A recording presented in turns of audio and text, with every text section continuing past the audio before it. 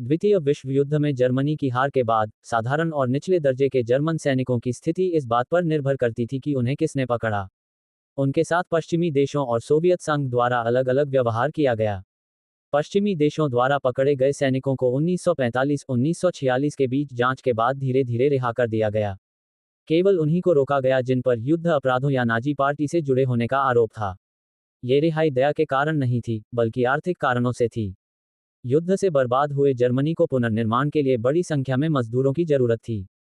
युद्ध के बाद जर्मनी में विस्थापित लाखों लोग, जिनमें ज्यादातर महिलाएं, बच्चे और बुजुर्ग थे, पूर्वी यूरोप से आ गए थे। इन्हें बसाने और भोजन, वस्त्र और आवास उपलब्ध कराने की चुनौती थी।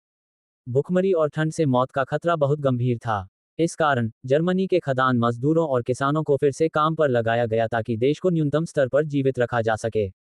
जिन सैनिकों को कैदी बनाकर रखा गया, उन्हें खतरनाक और अप्रिय काम दिए गए, जैसे कि बम और बारूदी सुरंगों को हटाना।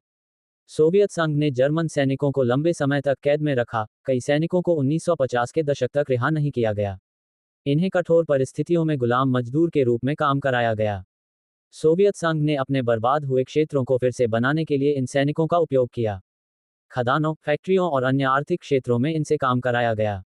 स्टालिन का उद्देश्य अधिक से अधिक जर्मन सैनिकों को कैदी बनाना था, क्योंकि उन्हें सोवियत अर्थव्यवस्था के पुनर्निर्माण के लिए श्रम की आवश्यकता थी। इन कैदियों को बेहद कठिन और अमानवीय परिस्थितियों में रखा गया और उन्हें सोवियत संघ की युद्ध के दौरान हुई तबाही के लिए जिम्मेदार ठहराया गया। पश्चिमी देशों में जर्मन सैनिकों को जल्द ही रिहा कर दिया गया ताकि वे जर्मनी के पुनर्निर्माण में मदद कर सकें।